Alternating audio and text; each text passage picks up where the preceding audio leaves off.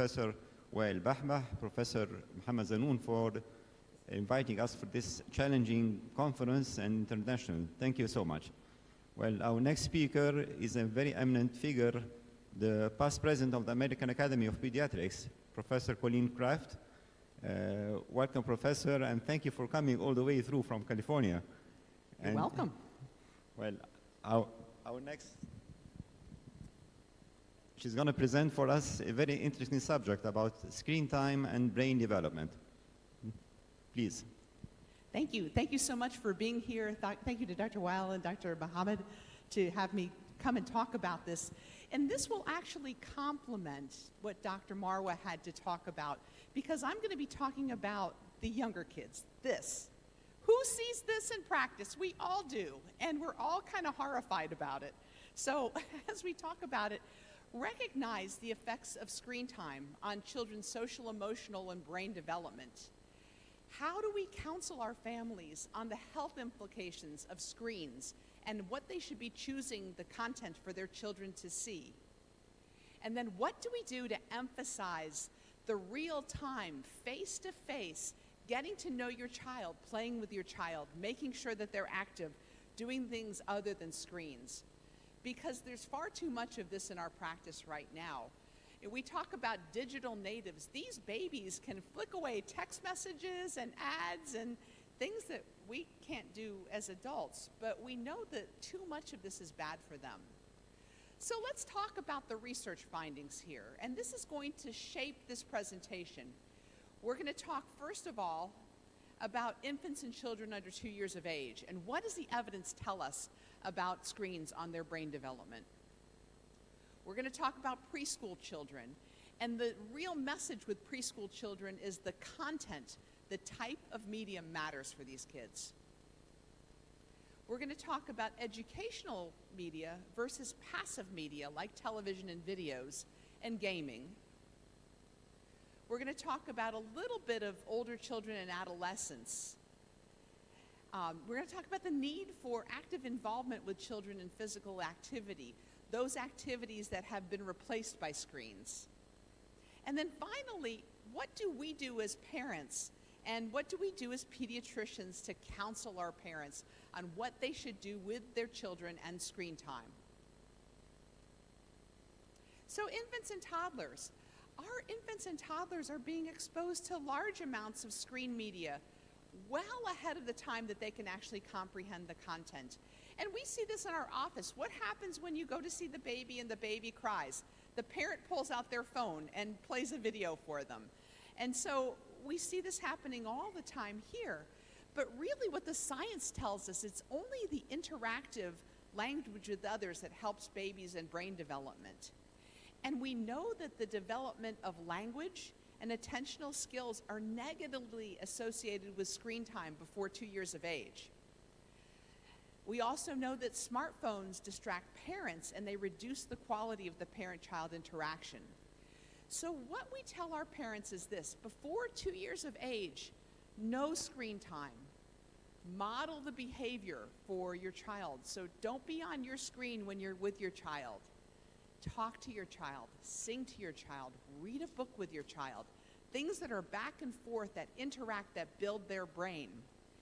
And the only screen time a baby or toddler should have is something interactive with a family member. So during COVID-19, a lot of our babies talked with their grandparents over a screen.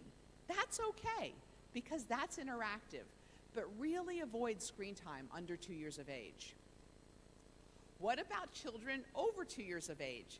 So older children can comprehend screen media content.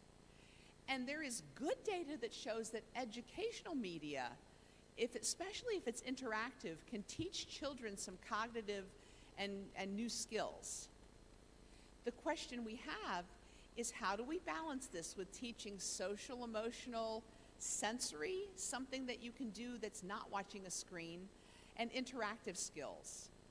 And the bottom line is, regardless of the type of media, limit it to 2 hours a day. When we look at educational media versus other media, So educational media, some of the earliest educational media came on board 50 years ago. Sesame Street and some of the types of television media that taught kids about letters and about numbers and about please and thank you and about different social emotional interactions is actually very good for children.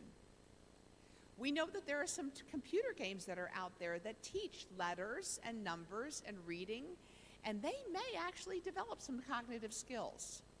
But this is very much based on the age of the child, the temperament of the child, how much. Again, limiting to 2 hours a day is a really good piece of advice to give your families. The type of content and the type of device matters too. Where the research is going right now is looking at the questions: what do screens do to develop focus and attention, critical thinking, working memory, short-term memory, long-term memory? What we know about games, particularly violent entertainment, is that this actually increases impulse and aggressive behavior. Now, this is really kind of we call this a no-brainer in the United States. If you show violent content, you might make a child more aggressive. But the research actually backs that up too. And it may induce behavior problems at school and with friends. But finally, whether it's educational media or computer games or educational software or any type of gaming, you want to limit it to 2 hours a day. This is an interesting slide because this is something we sadly see all the time too. A bunch of kids who get together and they're all on their own social media. That's a problem. They should be interacting with each other. Well, older children and adolescents, screen time use increases with age, and with the increase more than 2 hours is when we start to see the negative behavioral health effects. Psychological difficulties after 2 hours a day include hyperactivity and emotional problems and poor social emotional connection with teens. Adolescents particularly tend to have poor sleep, poor homework, poor academic achievement. And Dr. Marwa talked about screens and sleep. I can reiterate this. Greater amount of screen time is associated with irregular nap time in younger children and irregular bedtime schedules with younger children. And the amount of time that screens are viewed has a heavy association with sleep disturbances. So even babies and toddlers who see a lot of screen time are more likely to wake up at night, are more likely to not have good naps. Very, very strong research and association there. What are the risks of excessive screen time? So social, emotional, and interactions. If you're looking at a screen, you're not looking at somebody else. You're not interacting. You're not picking up on social cues. There has been one big research question looking at autism. And do we have more autism because of increased screen time? Because we don't have those social, emotional interactions? We don't know the answer to that yet. The research is still out, but it's something being studied. Childhood obesity, a big problem in the United States, and something that is really there because the kids are not outside playing, they're inside on screens. And then the other thing is the lack of creative play and the ability to self-entertain. And that is really, we talk about play being the work of childhood. Creative play is so important. Physical activity is something that's very healthy. If you have a child who's on a screen all the time, they're not drawing, they're not coloring, they're not creating things, and that really is a piece of their development that is very much needed. Open-ended, hands-on exploration fosters experiences. Think about a child that has to go and play outside. They have to use their creativity. They have to use their imagination. They have to be able to play with other children, things that aren't there if they're on a screen all the time. We know with our early brain development science that babies learn best when a parent interacts with them. And parents who read to them, who sing to them, who have different voices with them, who play games with them, who point out things to them. These are all the things that help develop a baby's brain. In fact, when I'm in my office and I see a parent who's reading to a child, or a parent who is pointing out things to a child, or a parent who is playing games with a child, I will tell them, you are developing your baby's brain better than anyone else can. And it's an important skill. It's important that you still do this. Books are far better tools than screens are. So what are our recommendations for our caregivers and our families? Limit no TV exposure, no screen exposure, except for visiting with grandparents or other people that's interactive before age 2. We know that development is actually decreased, speech and language is decreased before age 2, so just no screens before age 2. Secondly, be aware of your impact of your own media on toddlers, and that children, if anything else, will imitate what their parents do. So if a parent is on a screen all the time, that child is going to want to be on the screen all the time. So parents need to have time when they are just playing with their children, the screens are put away, that they don't have screens at mealtime, that they don't have screens at bedtime, that there's got to be devoted time to just interaction with their child, because that's what builds their child's brain.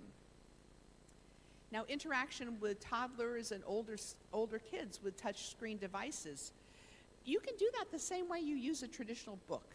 So if a parent and a child, a preschooler, are sitting together and doing some educational software or reading an e-book, you can still point out faces and colors and letters and numbers, and it's that interaction, even with a screen, that builds your baby's brain. We talk about the media diet, which is the content of the media. It should be rich in educational content, and should be more so the younger that child is.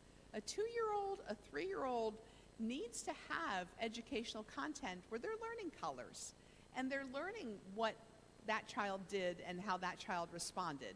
And they're learning letters, and they're learning numbers. Again, heavy screen media use should be discouraged. And limiting 2 hours a day is just a good practice. More than 2 hours a day, we know, interferes with language development, interferes with sleep, and it doesn't give the kids the time to do the things they need to do. Go out and play. Use your imagination. Be creative. We know that the science of learning approaches should be used in creating educational media programming as well, too. We even see in the United States there is something that's out there that's called Baby's First TV, which is terrible because babies should not be watching TV. But we have to, as pediatricians, speak out when we see things that we know are not good for child development. Because it could be argued that active play is so central to child development that it should be included in the very definition of childhood. Play is the work of children.